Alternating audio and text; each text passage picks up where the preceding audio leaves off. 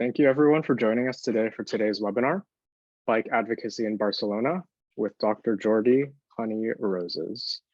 In case you're joining us for a webinar for the first time today, this presentation is brought to you by Hub Cycling. We are a Metro Vancouver cycling advocacy organization and a nonprofit charitable organization whose mission is to get more people cycling more often. We accomplish this through advocacy, education, events, research, and consulting. For more information, please visit bikehub.ca. Before we begin, on behalf of Hub Cycling, I'd like to acknowledge that I'm hosting the webinar today from the unceded territories of the Musqueam, Squamish, and Tsleil-Waututh peoples here in the city of Vancouver. Hub and its partners acknowledge, respect, and celebrate the Indigenous nations whose treaty and unceded territories we're fortunate to live, work, play, and of course, bike on. So just a few housekeeping rules before we begin. As you listen to the presentation, please use the chat function to ask questions. We'll give our presenter time at the end to answer them. And as a reminder, this meeting will be recorded and we'll be sharing the recording in the future. We'd ask that you not record the meeting and not to share sensitive or personal information in the chat. We're extremely excited to welcome Dr. Jordi Honey-Rosés, who is Director of City Lab Barcelona at the Institute of Environmental Science and Technology at the Autonomous University of Barcelona. Although he currently lives and works in Barcelona, he's visiting Vancouver and has strong connections to the city, where he previously served as Associate Professor with tenure at the School of Community and Regional Planning at UBC between 2013 and 2021. He's also, at this time, his teaching was recognized with the prestigious University Killam Teaching Award at UBC. So Dr. Honey-Rosés is an environmental planner by training, who's published widely on urban experiments and impact evaluation in leading international scientific journals. He has degrees from UC Berkeley, Harvard, and the University of Illinois at Urbana-Champaign. And he'll talk about that in his presentation.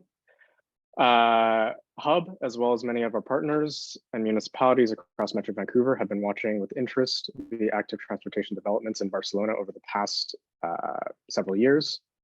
The popularity of its School Streets program serve as, School Streets program, as well as initiatives such as the BiciBus, effectively a biking school bus program, serve as examples of how a city can embrace innovative active transportation initiatives. Barcelona is a great example of a city where the grassroots movement of cycling advocacy, pressure from environmental groups, and support from parent communities has challenged the system to create and innovate a bike and active transportation friendly city over the past decade. Hub is pleased to welcome Dr. Honey-Rosés to provide us with more information on how the city has achieved these successes and what we might learn from their experience for cycling advocacy. And how it might apply in Metro Vancouver. Over to you. All right, thank you, Jonathan. Thank you for that introduction. And thanks everyone for joining us here on this Friday, beautiful Friday afternoon here in Vancouver. I'm excited to share what I've been seeing and learning in the past few years where I've been in Barcelona. I moved there from Vancouver 2 years ago, and when I arrived, I was told I would have a PhD student to work with me, and I thought I would select the PhD student, but actually the PhD student was assigned to me, and she was working. She was really interested in working on BiciBus, and so that is really working with her has really pulled me into the cycling community in Barcelona, and it's been a fascinating ride to see the things that are happening there, how the city is transforming before our eyes. In some respects, similar to how Vancouver is changing very rapidly. And in coming out here to Vancouver, and I was in San Francisco last week, I took advantage to think about, well, what have I learned? Why has my research moved in this direction? So this presentation could have been called sort of why I've been sucked into the cycling community in Barcelona, and I've tried to capture some of the lessons and some of the stories that have really been very inspiring for me. This picture here, actually, this picture that you see is of of the bike bus in San Antonio, and it's the parents that are leading there are Janice, Mireya, and Mireya, who are who have been key figures, parents, but also activists who have been organizing the Bike to School program with kids, and it's appropriate that they're leading here. A lot of what I'll be presenting is, of course, not my work, but really the work of many people, communities, neighborhood groups that I've been advocating for change, for safer cities, for more bikeable cities. And I hope to do their story justice. I noticed that the title of I use the word bike activism. And I noticed that the title was changed to bike advocacy, and it really got me thinking about what the difference between advocacy and activism is. A lot of this work, I would say it's more activism because they're really volunteers. The equivalent of Hub Cycling in Vancouver, sort of the cycling advocacy organization, is BAC, the second logo there, and they have a paid staff of one person. So most of these other organizations are really just, they're just associations, informal groups that have gotten together to work for either air quality. This is the first one, Eixample Respira, is really where a lot of this has began, or at least as far as I can tell, how the story of to tell the story about BiciBus, which has been an inspirational story that's really taken off in the last few years. You have to take a step back and look at some of the other organizations that have been working in the city, and this collaboration between different activist groups, neighborhood groups, is, I think, really one of the lessons and part of the story. The BiciBus didn't come together because of the historic cycling advocates that were working in the city. Rather, it was a coalition of parents and teachers and environmentalists and researchers with support from the cycling community that really made the BiciBus take off and get so much attention. So this is really a story about many forms of activism that have been working together in a network and collaborating, and the synergies between those organizations. So a little bit about my research group. As I mentioned, 2 years ago, I moved to Barcelona, and Gemma there is the PhD student that was, she came to me, she said, I really want to study BiciBus. I said, okay, let's do it. And together with her, we've recruited a few master's students to be looking at different angles of cycling issues, but also issues of public space.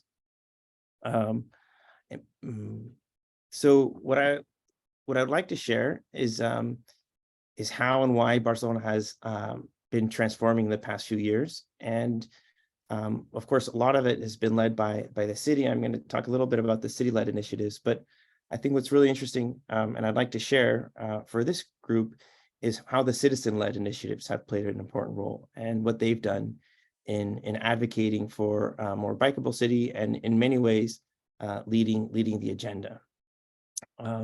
So it's really a web or a network or a constellation of different types of programs and initiatives, some led by the city, but others led by these neighborhood groups and citizen-led initiatives. So I'd like to tell the story about these different programs. The Superblocks perhaps is the most well-known. I'll get to that at the end, but I want to start with the Revolta Escolar, or the School Rebellion movement, which is really the origins of BiciBus. And I'll also share a little bit about a citizen science project that I've been working on in collaboration with with the cycling community there. Okay, so first, just to provide a little bit of context, is Barcelona a bike-friendly city? Well, according to Copenhagenize, it is. It's ranks 13. I'm trying to update this slide of this ranking. I'm not sure if you're familiar with it. It ranks the city's bikeability. It hasn't been updated since 2019. So this data is a few years old, but Barcelona has done a decent job in creating bicycle infrastructure in the last few years. Reaching up to around 300 kilometers of cycle infrastructure. The lane here in the ugly orange was a pandemic bike lane that have now become permanent. In the growth of on-street bicycle parking, I think is where you get a better sense of how much it's exploded in the last few years. Also, Barcelona has a very successful bicycle sharing bike share program, in which they have some of the highest usage in the bike share program in the world, where each bicycle gets around on average up almost 6 trips a day, which is really very, very high.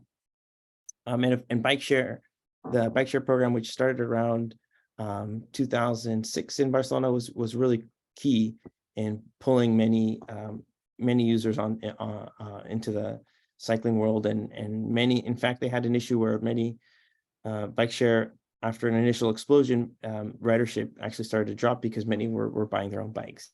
So bike share is really a key part of Barcelona's story to transition to becoming a bikeable city. If you look at the mode share data, the number of trips that are on bicycle are surprisingly low in Barcelona, 3%. Of course, mode share is always a tricky data to look at. Some cities look at a percent of all trips, but I think the data that I've seen in Vancouver is for commute trips, which are really, really high. If I just from memory, I think Vancouver's around 8-9% commute bike share. Someone in the room probably can correct me on that. I remember looking at a map where some neighborhoods were even higher. I think Catalonian was up at 12%. Of course, commute trips and all trips are different. And because there's so many trips in Barcelona, which are walking, and there are many trips, pick up kids, run errands, and it's a very, very walkable city. I think that partly explains why, relative to other cities, it has a still very, very low mode share of cycling. And the goal, of course, would be to get that up. So the story I want to tell is about how these different organizations have been collaborating to advance the cycling agenda. And it's important context to understand that many of the advocates who are now advocating for bikeable cities didn't necessarily come from the cycling community. They don't identify themselves necessarily as cycling advocates, but rather they're parents or teachers who want safer streets for their kids, or they're environmental activists who are concerned about the air quality issues. So there's been an effective job in sort of building the coalition between many different types of groups, and I think that's really been the key to show strength in different actions that they've been doing, and to give credibility to the proposals that they've been put forward. Another key part of what I think is explaining their success has been their messaging and their focus on air quality and health. So the air quality in Barcelona is really terrible. It's unhealthy, and they don't comply with European regulations of minimum air quality. Here you can see that the trend is good, and it looks like in 2002 they met air quality standards. Of course, these are just yearly averages, which hides the fact that in many days of the year they're in compliance. And so focusing on the health aspects has been a key part of what has brought many people together. The air pollution in Barcelona causes 3,500 premature deaths a year, and they've been documenting cases of asthma and all sorts of other health implications. Largely, there's a wonderful health institute called IS Global that's been doing a great job in documenting these impacts in Barcelona globally, and that they've of course been a big part of this as well. So there is this map in part with data from this institute that I was mentioning that mapped the air quality around schools in Barcelona. This map shows the street network of the city, and the red colors are streets where air quality is worse, and the red and the circles are schools. There's a map. It's not this one exactly, but there's a map that that showed how that a third of the schools in the city of Barcelona were in locations where the air quality was did not meet European standards for most of the school year. And the Health Institute that I mentioned had done a lot of work documenting the negative impacts on children, how poor air quality has a negative impacts on their ability to learn. And that really galvanized the educational community around this issue. They began to essentially organize through the parent teachers associations, demonstrations, asking for safer streets and healthier streets.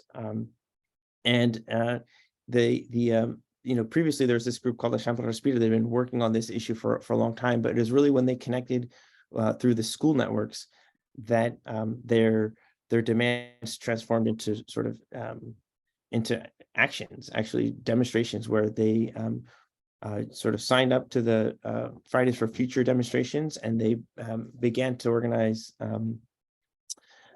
protests or demonstrations with the kids outside of the schools.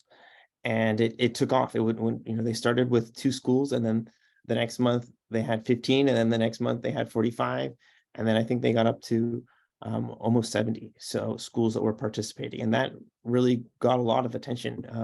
And the school where my daughters were enrolled were one of the schools that we quickly signed up. And the school where my daughters were, it was really easy to close the street because it was relatively street calmed. But some of these streets were major arterials, as you can see. So the movement really took off. And I describe this, you're maybe thinking, what does this have to do with BiciBus? Well, this is sort of the origins of having this network already established really allowed BiciBus to take off when it did, because there was a mobilized group of parents working throughout the city on issues of safer streets and healthier cities. So what explains the success of the School Revolt movement in Barcelona? As I mentioned, I think the issue on health and the well-being of children was really a galvanizing issue. And I was speaking with one of the organizers, and he emphasized that it wasn't the climate change message that really captured the attention of parents. It was really the health issues. That the climate change messaging can feel a little catastrophic, sense of helplessness, that nothing can be done. But when focusing on the health and well-being of our children, that really captured everyone's attention. The other thing that they did that was really very effective was they made it very easy for any school to quickly join the movement. And with just a few clicks on a website, they were able to create their own poster with their own, upload their logo. The parents, all they needed to do was print out and post up or distribute over the parent family WhatsApp group. So it was really easy for parents to get on board. And of course, they made it fun. They made it fun and easy for kids to join, Friday day after school, kid pickup, do something fun in the street, transform that street, get rid of vehicle traffic, and play some games where vehicles normally go. They also were very good with the legal strategy or the permitting strategy. Once, if you file for a demonstration in Barcelona through an online form, and you say that over 100 people will be there, you get police protection, and they'll come and help block the street. So there's they learned that here within the School Revolt movement, and they leveraged that effectively. And they later, when the BiciBuses started to take off, they used the same strategy. They filed for a formal demonstration, and that with over 100 people, and then that grants you police protection from vehicle traffic. So that was the School Revolt movement, which was the origins of, and in some respects, the origins of the BiciBus movement. But there's also other bike activism actions or taking on that are really builds the community. And one is an action that's demanding for cycling infrastructure in a major tunnel that connects the city with the outskirts. If you look at the lower left-hand side here, you see that this is the metropolitan region of Barcelona, and the lines are dedicated cycling infrastructure in the regional network, is sort of the regional cycling infrastructure. And you don't have to be an urban planner to see that it's a donut, and what's missing is a connection between the coast a vertical connection through that big gap there. That's a big mountain in the middle.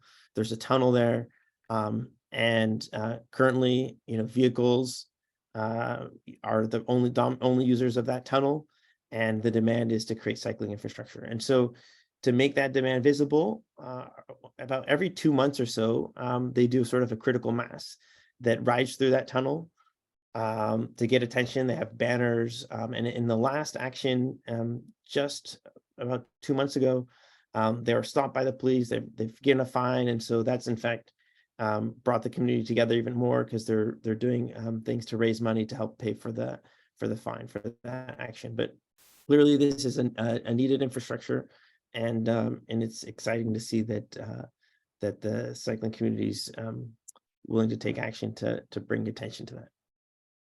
Another example is a main arterial that they'd been advocating for, has up to 5 lanes, no cycling and dedicated cycling infrastructure there. They organized as a sort of a neighborhood group, just really mostly the people who live by that street organized. They call it Plataforma Bici Justa, and they won a participatory budget. The city has opened some of its budget for projects that the citizens could vote on, and they, with only 1,007 votes, they won that, and that's been a success, and it's completed. And now that, of course, not without controversy, the new mayor is considering revising this infrastructure based on a cost-benefit analysis. So we'll see if they really do that. I'm hopeful that'll stick, because it was just inaugurated not too long ago. Supposing it is, that the neighborhood group Bici Justa is going to be focusing on another street where cycling infrastructure needs its attention. So some very strong and very specific advocacy on specific streets, at least in this case, was a success. Okay, so now I want to shift focus to the BiciBus or BiciBus initiatives, which have been really inspiring and really exploded before my eyes. It was really cool to see how fast it grew. And for those of you who aren't familiar with BiciBus or BiciBus, it's simply a group that cycles together with defined routes to school. It takes kids to school on a bike and helps them feel safe. And it's not a new idea. It's been around for a long time. In fact, when I was working on campus at UBC, I remember seeing kids bike to school in a group, perhaps accompanied by a parent.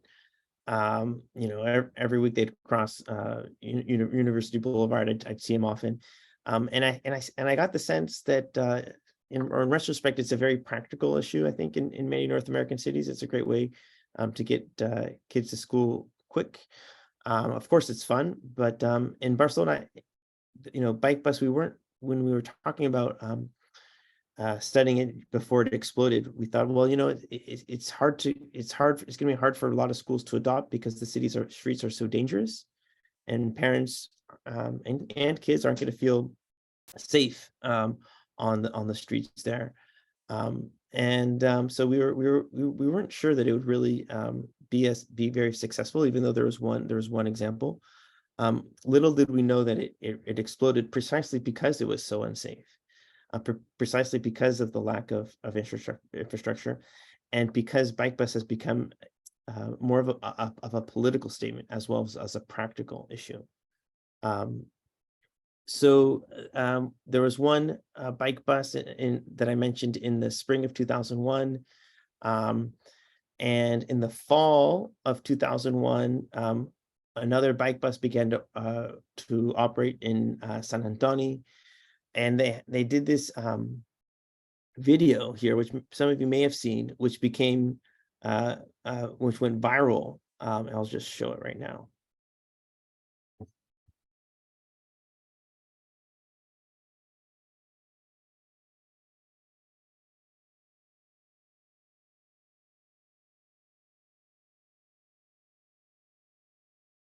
So this group here was the second BiciBus that was organized. It wasn't the first. And when I think this part of the reason why this video inspired so many other groups is because it shows how the city isn't designed to the scale of children, right? It's not really, the kids on the one hand seem out of place there on these large streets.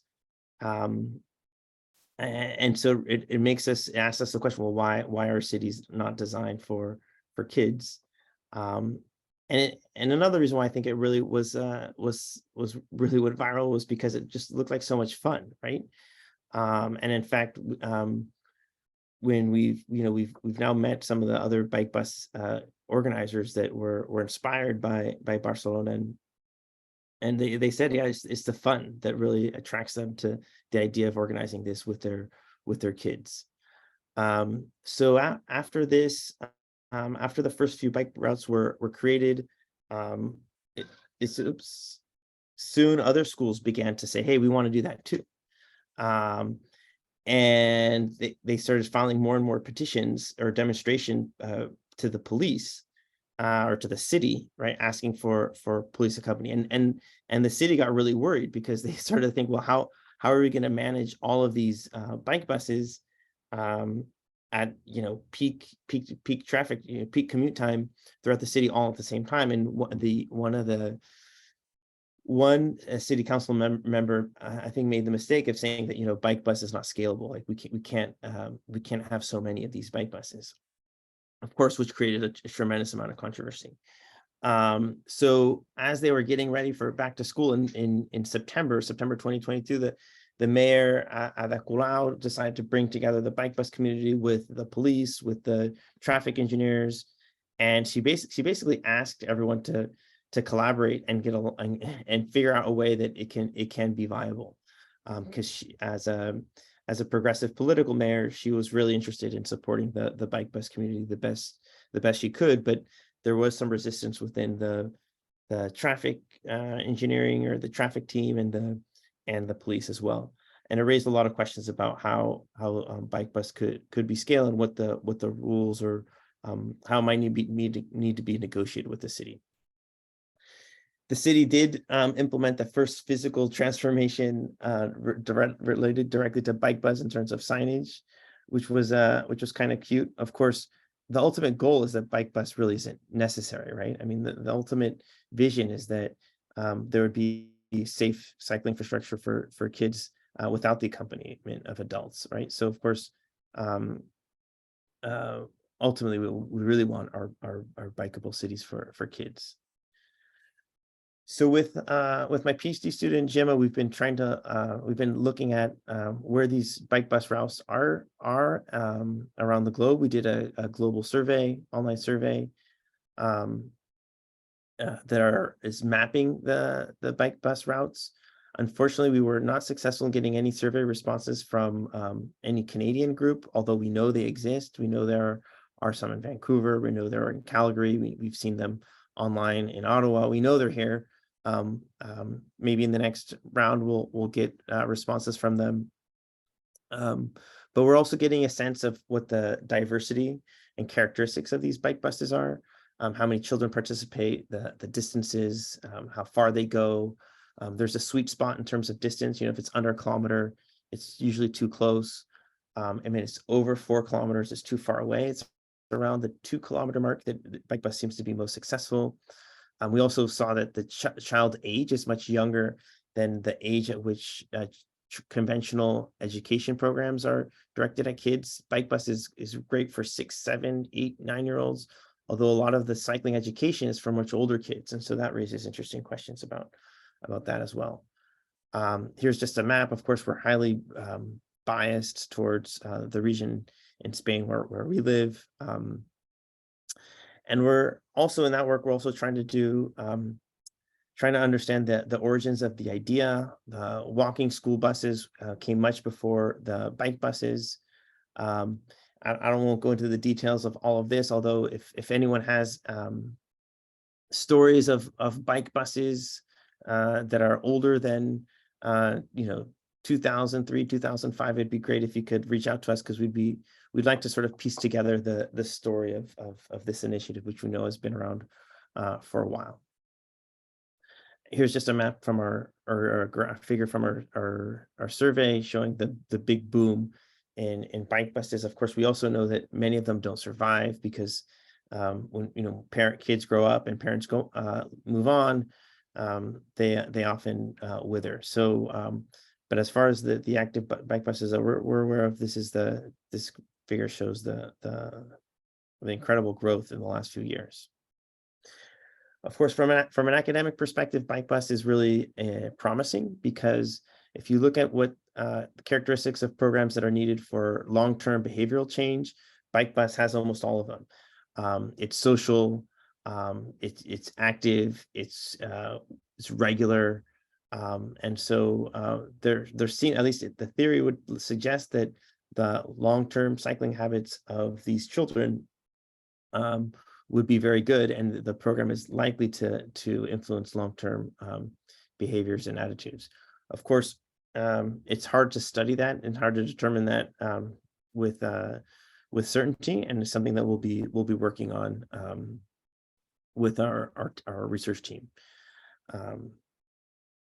There's also another question about who participates in BiciBus, and if it's just the upper middle class Europeans, are different immigrant communities and other communities being excluded. It seems I have a master's student who's working on this, and it seems that is the case. The parents that have the time to go on BiciBus with their kids tend to be more privileged, and so we'll be releasing this report or this thesis relatively soon. And the BiciBus community has connected, in the March of this year. We had a workshop. It was in some ways, the name BiciBus Summit was a little pretentious because it was just a workshop, but we got Sam Balto from Portland, who's a really active on social media, plus the team in Shawlands or in Glasgow, group in Frankfurt, BiciBus Frankfurt, other groups in Worcester, in the UK, Germany. I think I got everyone. Oh, and Megan from Hood River. She's a bike to work advocate in Hood River, Oregon. She also came. So we've got a great group of folks who came together to talk about the strategy, learn from each other. We came up with a statement. BiciBus is joy and freedom. Community bike rides to school make kids happier, more awake, and ready to learn.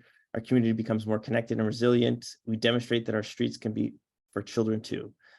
As a BiciBus community, we demand that our political leaders prioritize urban space and resources for child-friendly, healthy, and safe streets. So we put that together, and we hope to be meeting again in Frankfurt next year, and potentially across the Atlantic and in North America, maybe the following year. So if there's interest in organizing that here in Vancouver, it's really a fun and inspiring crowd. So the BiciBus group of basically parents and teachers, they won a small prize of 3,000 euros, and it was great to be on the evening 10 p.m. midnight or 10 p.m. to midnight calls with them to think about what they were going to do with that 3,000 euros. And they decided to invest it in organizing a kiddical mass. So I'm not sure if Vancouver's organized a kiddical mass before. It's like the critical mass, but for kids. It's one of the great ideas that was exported from North America to Europe. A fellow named Shane Rhodes in Portland is sort of credited with organizing one of the first ones. And it was a lot of fun to participate in, and in the first year this community got 2,000 participants, right? Really quite impressive. Next day we're on the front page of the newspaper and getting a lot of media attention. So it's really exciting and effective group. I'm also working with a student on the questions of bike theft, because bike theft is a big barrier to biking, but also once your bike is stolen, many at least from our work, we're seeing that around 20%, between 15 and 20% will actually stop cycling. So it's an issue that we like to devote more research on. we're working also with the police and looking at the official police data to understand patterns and dynamics of bike theft. So this is a work from a master's student. And we're also working on, working with such a motivated community where people volunteer their time and they're really in for the collective good. It got me thinking that from a research perspective, it'd be wonderful to work with them in some more systematic way. And so together with a group of cyclists from Barcelona, but also with researchers elsewhere in Barcelona, we created a platform to share information about the cycling experience that we just launched on June 5th. We just opened it up.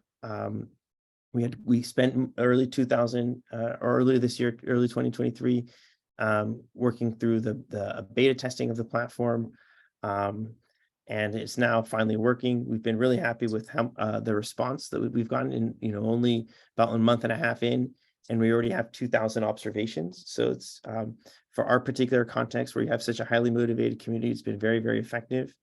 I realize that we're not the first to do this, and there are other types of platforms. In fact, bikemaps.org, which is a great platform, came from this part of the world. So we're definitely not the first, but it is quite user friendly, and it does help. It does have a lot of community functions that makes it really easy to report issues. Here's just a screenshot so you get a sense of what it looks like. You can report things that you like about cycling in a particular area to keep some parts positive, because a lot of the issues here are really negative, for conflicts, obstructions, safety issues. In fact, the obstructions have been one of the issues that have been, again, just in less than 2 months of operation, we've seen lots of obstructions.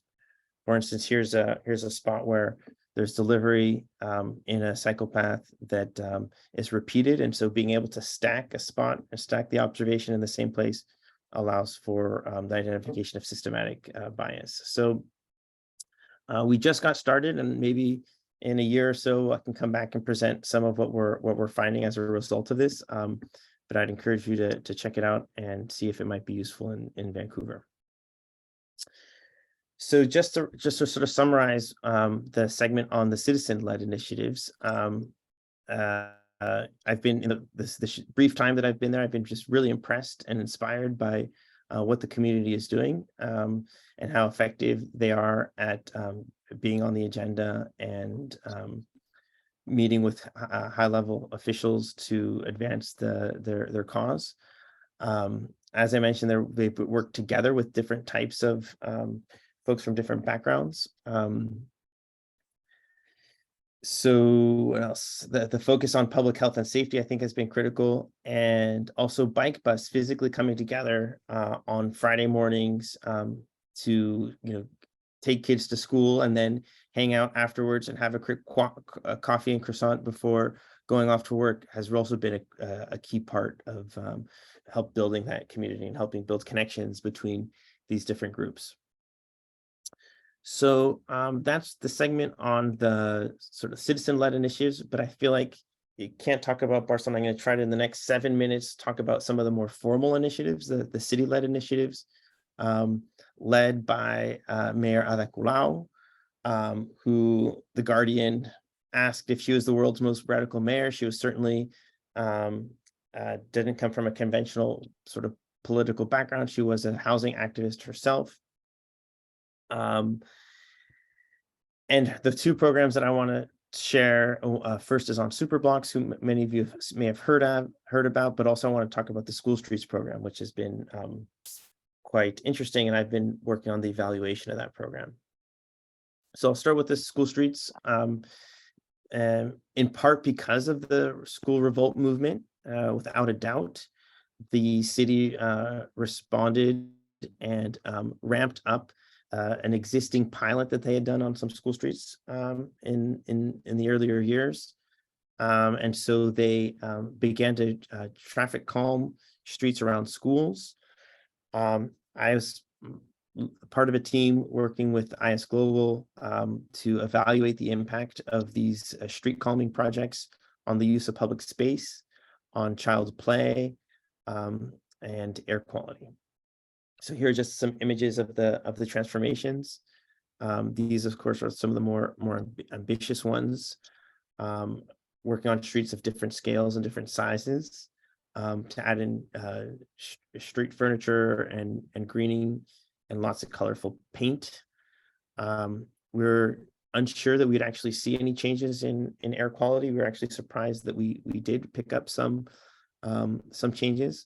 A key part of our design was having a comparable control schools for each treatment school. So we were able, because if we just looked at before after, our results probably wouldn't, our results would be biased and not very good. So you can see here where we that when streets were closed entirely to traffic, so there's a variation on the school streets program, and there was some vehicles were allowed to go through, so sort of cars as guests.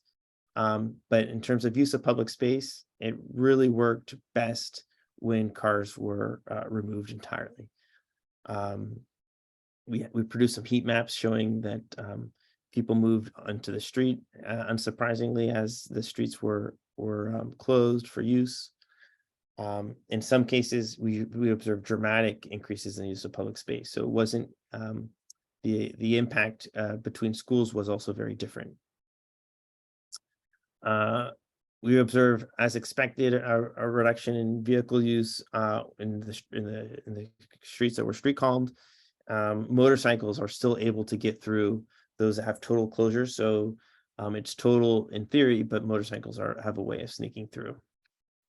We also saw more girls playing, which is great, in the school streets. So closing the gender gap there. We saw no differences in pedestrian movement, so I can skip that. And we saw some limited improvements in air quality. Of course, even small improvements in air quality over long periods of time can have great health impacts for children. So while it's small, it's encouraging. Okay, these are just summary slides. I think I can skip that and just go to Superblocks. So Superblocks are a traffic management and urban design strategy to pedestrianize spaces and create neighborhood units. There's it's like an open streets program, which are very common around the world. But actually, I'll skip this for time. I'll just go to here. What the Superblocks does is it creates a neighborhood unit of 9 city blocks where traffic is redirected outside of the neighborhood unit, so there's no through traffic. So these are traffic diversions, of which in Vancouver there are plenty. In fact, the other day, I think it was on Ontario, I went through one, a traffic diverter. Beautiful, it's gardened, it's vegetated. So the traffic diversion is not a new idea by any means. What makes this idea different is that it wants to be a scalable model for the city, right? So it wants to create, the idea at least was to create these neighborhood units where within that unit there would be no through traffic. So that's what captured a lot of attention. In fact, that could this be a scalable model for to be replicated? There's been a lot of cities that have been inspired by the ideas of the Superblocks. In fact, just a few weeks ago, Los Angeles voted to begin its own version of its Superblock in their city. Vienna and Berlin as well. So there's been a lot of interest and in the Superblock model. This slide tries to describe the evolution of the idea. The idea really began as something that was quite experimental. There had some technical interventions to test what it was like to divert traffic and essentially take over an intersection and turn an intersection into a public space. Here I call this Barcelona Superblocks an evolving experiment in pedestrianization, although it's really just removing space from vehicles and putting people in the center, right? It's really about prioritizing people and bikes over motorized vehicles. The idea has evolved considerably over the years. If you're able to go to Barcelona, you can actually visit 3 different Superblocks and see the different iterations of how they've changed the urban space. That perhaps the version that it gets a lot of attention in the media is version 0.2 in San Antonio, which is very colorful. It looks like a playground for adults. It's very attractive, but the problem is that it's not a scalable model. You can't turn your entire city into a playground. And so urban designers looked at something that's a little bit more scalable. And that's what you can see in version 3. And and I say I'm running out of time, in the most recent version, they've instead of looking at a 9-unit block, they've pedestrianized an entire corridor in the SIN project. I'm just going to show you a few pictures and then wrap it up. These are students that I brought from Vancouver to urban planning students from UBC that I brought to study the Superblocks in Barcelona. And it's important to mention that these transformations, of course, have been supported and by the various networks of activists and neighborhood groups that I mentioned. So maybe I'll just leave it at that. Let me see if I have a. Well, I guess there's one last thing to mention, that the mayor of Colau, who's been very progressive and has implemented a lot of these programs, was not reelected in just this last May. And there were questions about whether it was a backlash, and I argue, and I think most would agree, that it wasn't the issue, her position on cycling policy or street calming or school streets, that led her to not be reelected. There are really other issues that were at the fore, and also she was an anomaly, right? She was not a professional politician, and she was there for 8 years, and so her time was sort of up. So it's sort of to be expected that she did not continue. And with that, I'll open it up to questions. Really, there have been many people who've been leading the charge here and advancing a more bikeable city in Barcelona. I'd be happy to. So it's not all my work, but I'd be happy to answer any questions that I might be able to. So thank you very much. Thank you so much, Dr. Honey-Rosés, for that interesting and insightful presentation, getting some of that context from Barcelona. And you've given us a lot to think about. There's advocates here, activists, as well as stakeholders from various organizations and levels of government here in this webinar today. And we a lot to consider while we work to improve biking and active transportation here. So there have actually been no questions that have come in the chat, but we're still monitoring the chat if there's any questions that are going to come in, but we do have some questions that we've prepared beforehand. Okay. The first one, which is very relevant for us in Vancouver after our recent elections, as well as what you just talked about with Ada Colau having been not reelected. Have there been, with these political changes in the last decade, have they stalled some projects or hindered their development, things that were in the pipeline before that aren't going forward anymore? And how have activists and advocates surmounted these challenges? Yeah. Yes, so when the world's most radical mayor was initially elected, she had strong support and a lot of political capital to implement projects. She implemented the Superblocks. That was certainly her most ambitious project. later, the socialists came in the subsequent election. She had to make an alliance with the more conservative socialists, and so that was a setback. And working with both with the Superblock, or at least being familiar with what was going on with both the Superblocks and the School Streets program and BiciBus, it was really clear that the more moderates were putting the brakes on a lot of the ambitions of the city.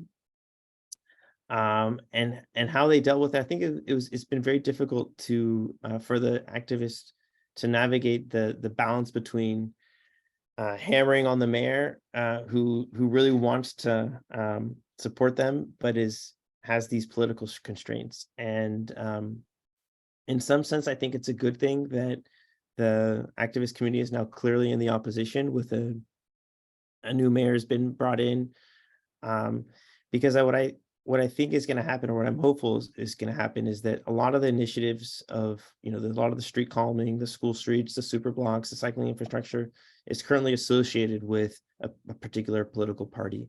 And I'm hoping that eventually it's consolidated as just good policy, and no longer personalized or politicized. So I think in some ways it may be good that there's a balance and shift in who governs. So that would be what would be my take on that change. All right. Interesting to think about for our political context, I guess. Maybe slightly different, but the next question we have here, you alluded to the bike buses being organized and run by parent volunteers. Is there any sort of funding for them to volunteer if they need an extra push to participate that you know of? Our walking school bus program here in Vancouver has faced challenges with getting volunteers to run these programs. I guess you've also mentioned some of these programs die when people move on, but sort of getting the momentum and like keeping it going. So that's a really interesting question. It was one that was raised in the BiciBus summit, when we got together with our colleagues from Portland and Germany and the UK, is to what extent should we professionalize this, or to what extent do we volunteer? And Sam Balto from Portland says that relying on volunteers is unsustainable and unequitable. He emphasized that a lot. It's just not fair. And so he really advocated for the professionalization. In fact, they've been successful in Portland in getting legislation through the state Senate that will reorient transportation dollars from school buses or motorized vehicle traffic to bike buses. So huge success there. He's really advocating for a more professional model, where you have active transportation coordinators at each school that will push it forward. Now, in Europe, the Europeans, that strategy didn't jive. They see it as more. They felt that if anything that's top down won't succeed in their context, then it really has to be bottom up. So Shawlan's bike bus in Glasgow and Barcelona sort of push back on that idea of what Sam, or that strategy that Sam was proposing. So I think it's an open question. I mean, to get the volunteers and to get people involved, it has to be fun, and the kids have to love it. And in many instances, in our context, it's been the kids that want to go, right? It's been the kids that are getting up early and saying, "Mom, Dad, let's go, right? Let's go ride the bike bus," right? Even if it's not practical, even if they have to backtrack first, wait for everyone to show up, and then go as a big group. So it's the fun and the kids that want to do it that brings that pulls in the parents, and a lot of the parents will stay also for the fun. On the other hand, some have said, well, how is it sustainable to keep something that's not entirely practical? Can we keep doing this? And when the groups start getting to be smaller, it's less fun, right? So it's unclear if how long it will survive, but it's been just a joy to accompany kids to school, and it's been a great meeting point, as I mentioned. Researchers meet, the historical cycling advocates who have been around in the city for decades, right? They're out there, they're retired. Many of them are retired, and they're accompanying kids to school. And afterwards, everyone meets and chats and shares information. It's been a great way for people to get together and build community. So I think the professionalization may have some traction in some contexts, but maybe not everywhere. Good to consider that things might not have the same answer everywhere. Yeah. I'm gonna run through to the next question here. This question's from Gerald. Focus on children's health and safety is a good lesson for Metro van activists. Micromobility now extends beyond bicycles to e-bikes, e-wheels, e-scooters, etc., and conflicts are starting to emerge. Is there a similar situation in Barcelona? Absolutely. Yeah. In some observational work that we did, we found that up to 15% of the bike lane users are scooters. That's old work now, so I think it's probably even more now. There are perhaps fewer e-bikes. I've seen a lot of e-bikes here in Vancouver. That's really exploded since I was here a few years ago, and part of the reason why they're fewer is because people can't afford them and people can't store them. So there's a lot of most people, or many, will use on street parking for their bikes overnight. They have lower cheaper bikes, and so for e-bikes to take off and cargo bikes to take off, or even the long tails. I've seen a lot of long tails in the past few days, much more than I recall. You need storage, and so that's much more difficult. And that, yes, there are lots of conflicts. I'd say probably even more than here, because it's a very dense city, and you get when you're waiting at the light, a lot of bikes pile up, and so you really get the sense that there are a lot of people using the infrastructure, and a lot of different types of users. All right, I think we have time for just one last question. So this question is from Tim. With political leadership having changed in Barcelona, is there still momentum at the municipal staff level regarding moving facilities forward and improving cycling facilities? Are the staff generally more progressive than the political will and elected officials? So yes. The short answer would be yes, for the most part. For the most part, there is the vision, and not all from planning isn't a profession or separate discipline. It's usually architects. So it's architects and engineers that are the architects or the planners.